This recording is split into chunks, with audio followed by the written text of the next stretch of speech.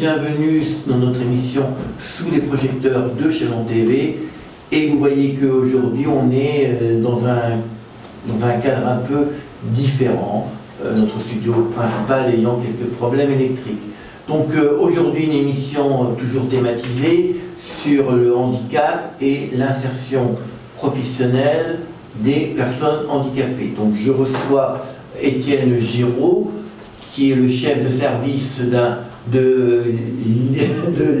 PDIP, ce qui veut dire... Alors oui, déjà bonjour, ça veut donc dire le pôle départemental d'insertion professionnelle de Saône-et-Loire.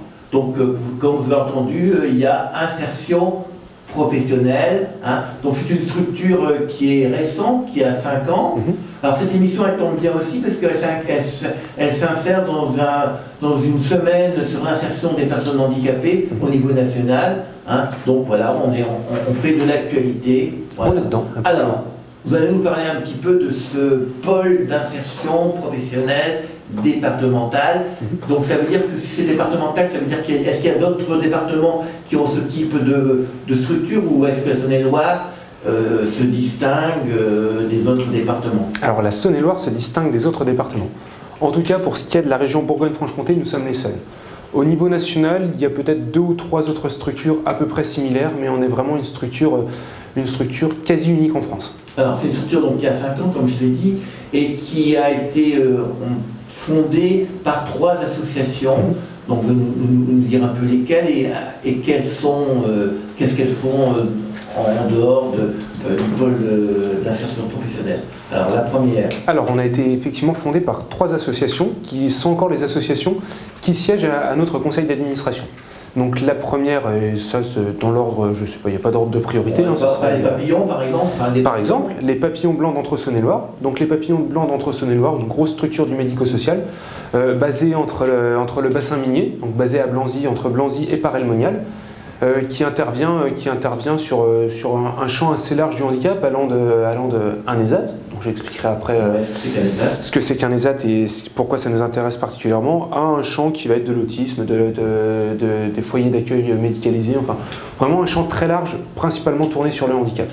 Alors une deuxième structure peut-être plus connue, la PEP, les pupilles de l'éducation publique, c'est ça? Exactement, les PEP 71. Donc, qui date de 1915, donc très connu. Et donc pour nos web téléspectateurs, ils ont dû, quand ils étaient à l'école primaire, acheter des timbres pour la PEP.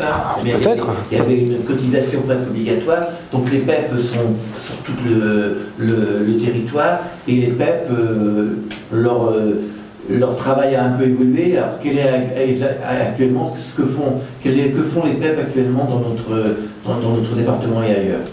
Alors, les PEP sont vraiment des structures qui peuvent être soit départementalisées, soit un peu plus régionalisées, et qui peuvent porter des structures et des structurations et des services légèrement différents, voire très différents d'un département à l'autre. Effectivement, les PEP étaient fondés sur l'éducation et vraiment l'accompagnement de l'éducation et vraiment de l'enfance, historiquement. Les PEP 71 ont vraiment beaucoup évolué ces 20-30 dernières années pour maintenant devenir une grosse structure du médico-social qui intervient sur l'ensemble de la Saône-et-Loire, où on va retrouver là aussi de l'accompagnement de public adulte en situation de handicap, avec une légère prédominance sur le handicap psychique. On va retrouver de l'accompagnement d'enfance à travers des structures d'accompagnement d'enfance en situation de handicap. On va retrouver de l'autisme, on va retrouver de la déficience intellectuelle, on va retrouver de l'accompagnement à la parentalité, on va retrouver des cellules d'accompagnement pour des jeunes handicapés, enfin on va retrouver vraiment tout un panel d'accompagnement dans le grand champ et le vaste champ du médico-social. Et donc les PEP dans le Chalonnais ont une structure qui gère à Virey-le-Grand. Oui, le siège des PEP 71 est basé à Virey-le-Grand, effectivement. Et là, il y a une structure spécifique à Virey-le-Grand pour... Alors non, le siège maintenant est basé à Chalon. N'importe quoi, mais vers la caserne, c'est ça? Oui, exactement. Vers la caserne. Et par contre, à Virey, il y a une structure pour accueillir des personnes en handicap. Exactement. Il y a un des 3 sites de l'ESAT Atelier des PEP. Les ateliers des PEP qui se retrouvent à Virey-le-Grand, qui se retrouvent à Châtenois-le-Royal avec 2 sites, un qui est la ressourcerie et l'autre qui est le site horticole. Alors on va parler de l'ESAT. Alors voilà, ça fait 2 fois qu'on le voit venir, effectivement. 3 fois, 4 fois, exactement. Qu'est-ce que c'est que cet ESAT géré par les PEP 71 Donc sur 3 sites sur le territoire du Grand Chalon. Voilà. Alors qu'est-ce qu'un ESAT? Un ESAT, établissement et service d'aide par le travail.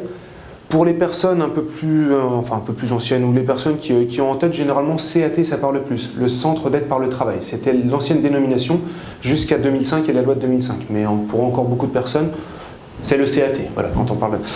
Qu'est-ce que c'est que ça? C'est donc un établissement qui va accueillir des personnes en situation de handicap qui ont demandé une orientation et pour lesquelles il a été convenu que travailler l'insertion au milieu ordinaire, ce qu'on va appeler le milieu ordinaire, ça va beaucoup revenir aussi, hein, le milieu ordinaire c'est quoi? C'est tout ce qui n'est pas le milieu protégé finalement. Une fois que je vous ai dit ça, c'est quoi? C'est tout ce qui n'est pas ESAT en fait. Ouais. Donc dès qu'on a un contrat de travail, quand on n'est pas dans un ESAT, on considère que c'est le milieu ordinaire. C'est une entreprise, c'est une usine, c'est ça? C'est la fonction publique, c'est absolument tout. C'est une association, ça peut tout être. Et donc on considère qu'une personne, à cause de son handicap, ne peut pas accéder à un moment donné à un emploi dit classique, mais par contre on se dit que le travail peut servir à la personne, va lui servir à se réaliser et qu'elle a besoin de travailler, et donc il existe des ESAT pour que les personnes en situation de handicap puissent travailler, développer des compétences professionnelles, tisser des liens sociaux, se vivre pleinement dans la société. Et une fois qu'elles sont en ESAT, c'est là qu'on va intervenir, parce que je vous le dévoile tout de suite, nous, notre rôle est justement d'accompagner l'ensemble des ESAT du département pour travailler les transitions vers le milieu ordinaire. Donc vous, c'est sortir un petit peu ces personnes qui apprennent à l'ESAT, accompagner à faire un travail manuel, en général, sûrement, et de les amener dans le milieu classique. Exactement, c'est exactement ça. Non, entre guillemets, on va dire normal, même si le mot normal n'est pas forcément un très joli mot. C'est le milieu ordinaire, c'est comme ça. Le milieu ordinaire, voilà. Exactement. Donc c'est la deuxième composante, donc les PEP. Et la troisième, c'est la Fédération des œuvres laïques du 58. On dirait 58, 61, on ne comprend pas. Donc vous allez expliquer pourquoi le 58 est venu nous conquérir en Saône-et-Loire. Qu'est-ce qu'il vient de faire chez nous? Alors qu'est-ce que vient faire la FOL 58 chez nous? La FOL 58, tout simplement, s'est retrouvée à prendre la gestion d'une structure qui s'appelle l'IPC, qui est un IME. Alors qu'est-ce qu'un IME? Ça va beaucoup revenir aussi. Un IME et un ITEP, c'est deux structures pour accompagner des jeunes en situation de handicap. La même chose que pour un ESAT, mais pour les enfants, pour lesquels on va considérer qu'ils ne peuvent pas suivre une scolarité dite classique et pour lesquels un accompagnement dédié va être nécessaire. Donc il y a plusieurs IME, il y a 10 IME et 2 ITEP sur l'ensemble du département. Un qui était à Charnay-les-Mâcons et qui portait à l'époque un pôle d'insertion. Et c'est pourquoi est-ce qu'on a 3 structures? En fait, chaque structure portait un pôle d'insertion qui était très localisé. Il y a 5 ans, les 3 structures se sont mises ensemble. L'ARS, qui est financeur, leur a dit tiens, ce serait peut-être bien. L'ARS, c'est l'agence régionale. Absolument, oui. Hein, donc c'est celle qui gère par exemple les hôpitaux. Hein, voilà, on en entend beaucoup parler en ce moment. Voilà, à la télé, l'ARS a dit, l'ARS a décidé, l'ARS, etc. Voilà. Donc l'ARS a décidé pour vous de restructurer un petit peu. À suggérer, on va dire. Ouais, et de dire qu'une structure sur l'ensemble de la Saône-et-Loire, ça pourrait avoir du sens. Et c'est comme ça que l'idée a germé et que les 3 structures qui portaient ces pôles d'insertion au sein de structures du médico-social se sont mises ensemble pour créer une entité avec une forme juridique propre qui est le PDIP 71. Alors c'est quelle la forme juridique du PDIP 71? Alors c'est ce qu'on appelle un GCSMS. Oui, non mais voilà, je savais que ça ne vous plairait pas. C'est un GCSMS. C'est un groupement de structures du médico-social en fait. C'est une sorte d'association dans laquelle on va retrouver les 3 structures au conseil d'administration. C'est une association. Au niveau juridique, c'est association? Ça ressemble à une association. Ça ressemble, mais c'est pas tout à fait. Donc voilà, donc on a 3 structures qui sont. On a un IME pas loin d'ici, celui de Viré, mais qui n'est pas géré ni par les PEP, ni par. C'est géré par encore une autre structure. Oui, c'est géré par une autre structure, mais pour autant, l'ensemble des IME et des ITEP du département, l'ensemble des ESAT sont nos adhérents et on travaille pour tout le monde. D'accord. Donc voilà. Que ça soit ceux de la FOL 58 ou pas, vous travaillez pour tout le monde, on intervient. On a un peu compris que votre travail, c'est de sortir tous ces jeunes personnes handicapées ou ces adultes handicapés. C'est plutôt un handicap psychomoteur ou un handicap psychologique? C'est quel type de handicap en général? On est principalement encore sur de la déficience intellectuelle, c'est-à-dire du handicap mental. Donc on voit de plus en plus arriver du handicap psychique, mais surtout de la déficience intellectuelle. La déficience intellectuelle, c'est quoi? Ça va être, c'est un handicap qu'on a à la naissance, qui se caractérise de façon un peu triviale par un QI légèrement inférieur à la moyenne, et sur lesquels on va être sur des personnes qui vont avoir un petit peu plus de mal que les autres à intellectualiser, être un petit peu plus lent, avoir des fonctions cognitives et dans le cerveau qui vont un peu moins vite et qui seront moins performantes que la moyenne. Et ça se traduit aussi au niveau physique, puisque... Non, pas nécessairement. Non, là pour le coup, au contraire, c'est là où ça tord un peu le cou au handicap tel qu'on le connaît habituellement, qui est principalement, majoritairement du handicap physique. Là, on est vraiment sur du handicap mental, et sauf avoir des handicaps associés, parce que tout ça peut se mélanger. Hélas. Absolument. Hélas, absolument. Généralement, on va être sur des personnes qui n'auront pas de restrictions physiques. Alors, votre travail, ça consiste en quoi exactement? On a un peu compris, mais vous allez nous préciser un petit peu qu'est-ce que vous faites et combien de membres, de bénéficiaires, vous avez aidé à trouver un travail dans le monde ordinaire. Très bien.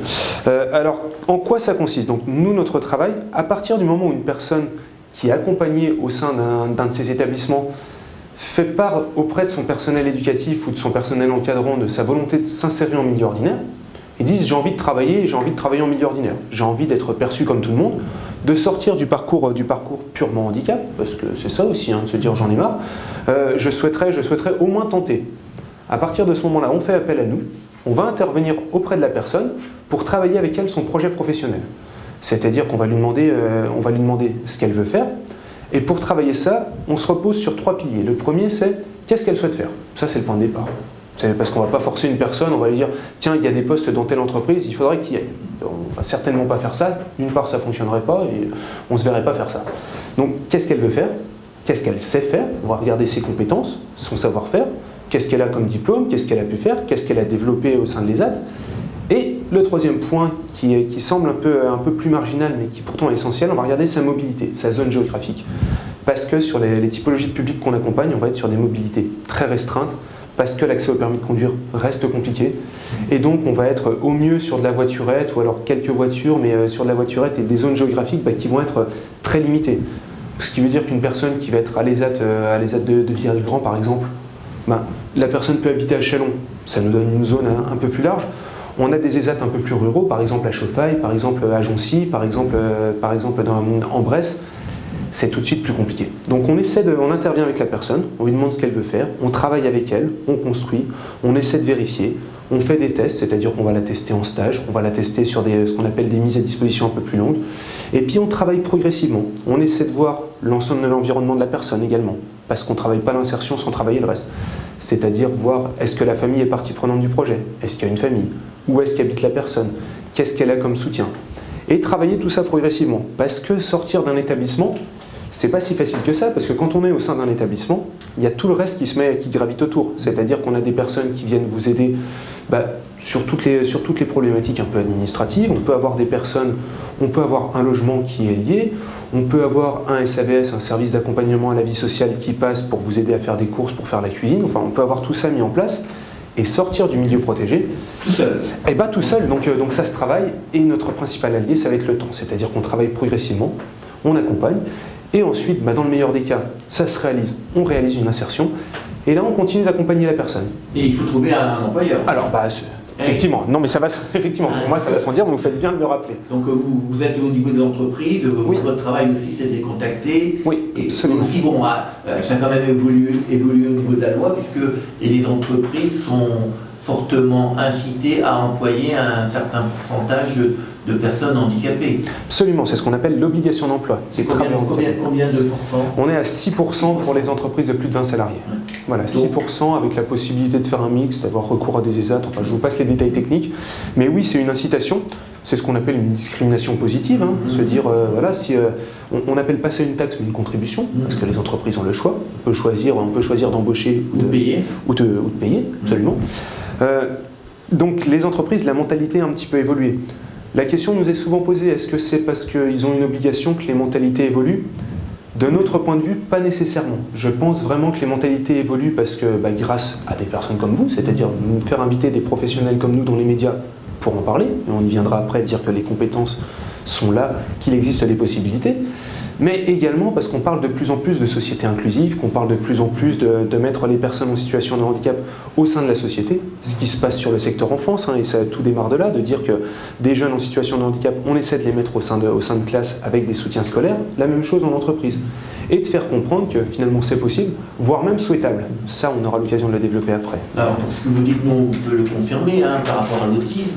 On suit l'autisme depuis 2-3 ans. On a une émission qui s'appelle Les Interviews d'Anthony, qui fait des interviews télévisuelles de parents ou de professionnels de l'autisme. Donc c'est vrai qu'il y a 4, 5 ans, 6 ans, les autistes, ils étaient cachés. Absolument. Comme dans les villages, les gamins qui étaient un peu anormaux, on les mettait de côté. Et que maintenant, les autistes, on les montre, ils vont à l'école, puis ils vont sur les plateaux de télévision, les parents parlent, donc ils sont, voilà. Donc c'est vrai que la loi a peut-être incité à ça, mais que les mentalités changent, et heureusement, que les personnes handicapées, quel que soit le handicap, donc mental ou physique, trouvent une place dans la société, même si au niveau de la vie quotidienne, les personnes handicapées physiques, par exemple, ceux qui sont en fauteuil roulant, nous disent que la vie et la circulation en ville, bonjour les dégâts.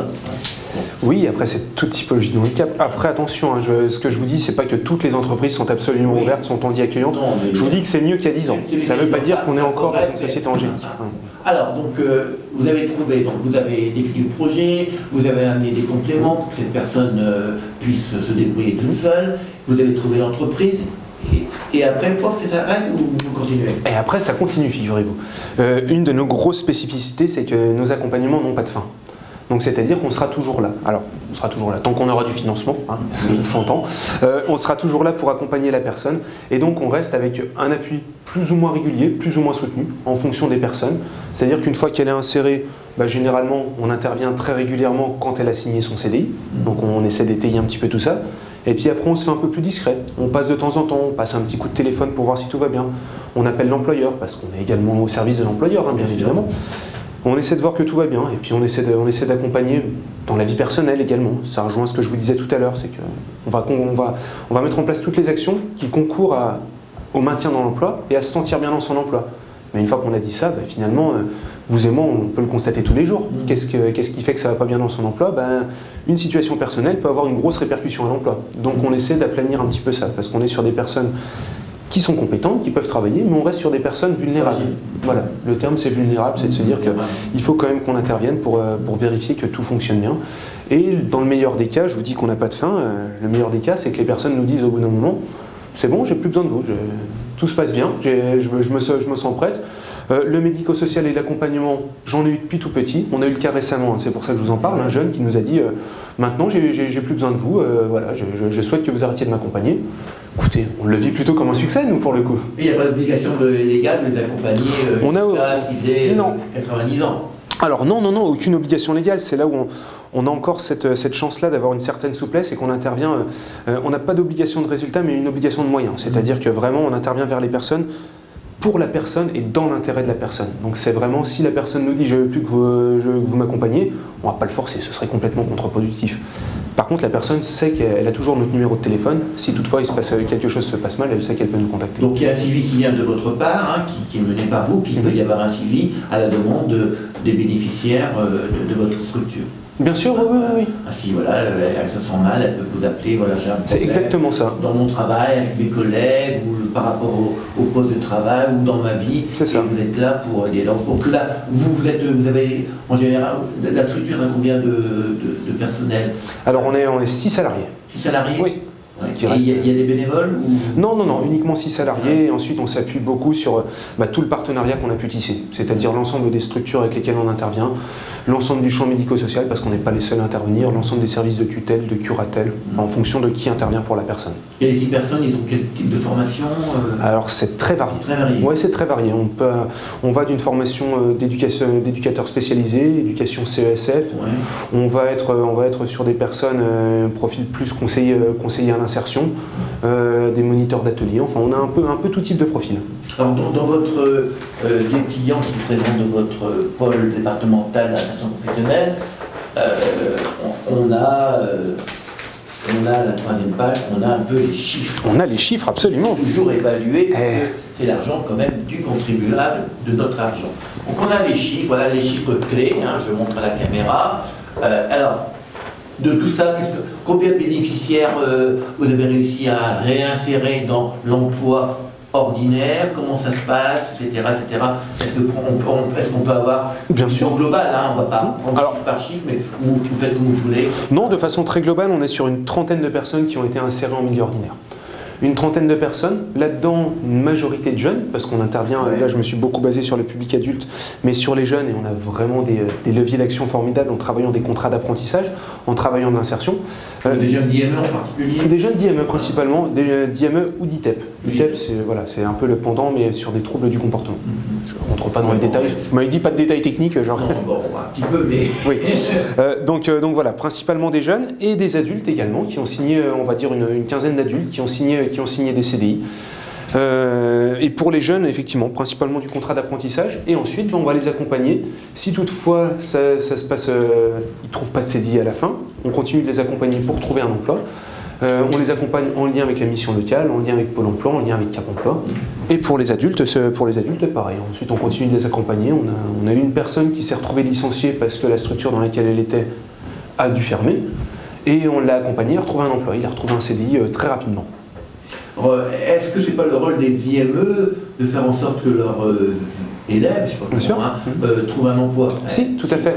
Ça fait partie du rôle des IME, ça fait partie du rôle des ESAT. Mais c'est là où l'intérêt de notre pôle, c'est justement de pouvoir amener ce regard extérieur. Parce que vraiment, on travaille avec la personne, on travaille également de façon très rapprochée avec les moniteurs et avec les personnes qui sont au quotidien avec nos bénéficiaires. Pourquoi? Parce que c'est eux qui ont le regard, qui connaissent un peu les savoir-faire. Mais par contre, le fait d'avoir un regard extérieur, c'est très intéressant. Et un regard plus spécialisé, insertion professionnelle, spécialisé sur je connais mon bassin d'emploi, je connais les besoins économiques, et ça me permet d'apporter un autre regard. On prend toujours cet exemple-là, hein, notamment sur les jeunes. Les jeunes rentrent à l'IME vers 6 ans. Ils ont les mêmes éducateurs depuis qu'ils ont l'âge de 6 ans. Jusqu'à 20 ans, ça? Jusqu'à 18 ans, ça peut être jusqu'à 20 ans. Voilà. Ils ont le même éducateur, ou la même équipe éducative. Quand on connaît des enfants depuis l'âge de 6 ans, quand ils ont 16 ans, 17 ans, c'est difficile d'avoir un regard purement objectif. C'est là où, confronté avec un regard un peu plus professionnel et de quelqu'un qui connaît les possibilités d'insertion, qui connaît ce qui est demandé, par exemple pour passer un CAP, hein, ce qui va être demandé pour un contrat d'apprentissage, bah c'est très intéressant. Ça permet vraiment de décentrer le regard, ça permet de tenter des paris qui ne seraient pas tentés autrement, ou plus tentés. Et puis il y a une question de moyens aussi, hein. C'est vrai que ça fait partie des objectifs des établissements, mais il faut avoir du temps à y consacrer, parce que ça demande du temps tout ça. Donc pouvoir accompagner vers l'extérieur, pouvoir se faire connaître, c'est là où notre rôle est intéressant. Et le fait de pouvoir capitaliser sur l'ensemble du département, ça nous donne une assise. Ça permet de communiquer, ça permet de se faire connaître des partenaires qui interviennent au niveau départemental, ça permet de tisser pas mal de relations que les établissements n'auraient pas forcément le temps ni les moyens de pouvoir tisser s'ils étaient seuls. Alors, je pense qu'on a fait le tour de votre pôle d'insertion. Oui, vous avez quelque chose à ajouter? Il y aurait toujours des choses à rajouter, mais non, là on a brossé le gros. On va peut-être finir par une question. Tout ça, il y a ces salariés, ça coûte forcément de l'argent. Alors, donc, vous êtes financé par les 3 associations, ou est-ce qu'il y a une aide de l'État, du département, de la région, je sais pas, qui vous paye? On a bien compris cette structure. Mais je ne sais pas, figurez-moi, je plaisante. Non, qui nous paye, c'est ce que je vous disais tout à l'heure, c'est l'ARS. L'ensemble des établissements pour lesquels on intervient, on les appelle, c'est nos adhérents. Ce sont nos adhérents. Pourquoi? Parce qu'ils versent une contribution. D'accord. Mais cette contribution leur est versée en amont par l'ARS. D'accord. C'est l'ARS qui vous paye. Exactement. Voilà. C'était vraiment une volonté de l'ARS et nous existons grâce à la volonté de l'ARS. Et on les en remercie parce que quand je vous dis qu'on est les seuls sur la région, c'est le cas. En France, on est très très peu. Et si on regarde les différents rapports qui sont sortis, c'est ce vers quoi tendent les différents rapports, en disant mettre une plateforme un petit peu mutualisée et qui permette d'intervenir sur tout le monde. Oui, parce que bon, quand on voit un petit peu ce qui se passe au niveau de l'autisme, il y a presque autant d'associations d'autistes qu'il y a d'autistes. Hein, chaque parent, parce que c'est difficile d'avoir un autiste, tout aussi c'est un autiste comme on dit sévère, hein, c'est difficile, donc faire les papiers, tout ça, donc les parents ils sont un peu perdus, ils créent l'association et il y a plein d'associations et c'est vrai que si tout le monde se regroupait, leur force serait plus importante et ils auraient peut-être plus d'écoute de la part du ministère. Moi, c'est ce que me disent les associations d'autistes avec qui on travaille. Alors nous, voilà, donc Je pense que vous avez compris que ce pôle d'insertion professionnelle départemental 71, donc, qui est unique en Bourgogne, vous avez compris un petit peu son utilité. Alors, bon, on essaiera de vous montrer avec des images ce que ça veut dire. Hein, Ce parce que là, super. vous nous voyez tous les deux, on est superbes. On est en pleine forme, même si le studio n'est pas tout à fait ce qu'on aurait espéré. On essaiera de vous suivre, donc d'aller dans un IME par exemple, voir avec l'accord bien sûr de l'IME, de la personne, etc. Puis de voir un peu un de vos bénéficiaires dans une situation de travail et qui nous explique un petit peu ce que vous lui avez apporté et qu'est-ce que ça a changé pour sa vie, puisque bien sûr l'idée de tout ça, c'est que ces gens handicapés, moteurs, psychologiques, etc., ils aient une vie qui se rapproche le plus possible d'une vie, entre guillemets, normale. Vivre pleinement sa citoyenneté, c'est l'objectif. Voilà. Merci à vous. Écoutez, à la prochaine. Merci beaucoup. Merci.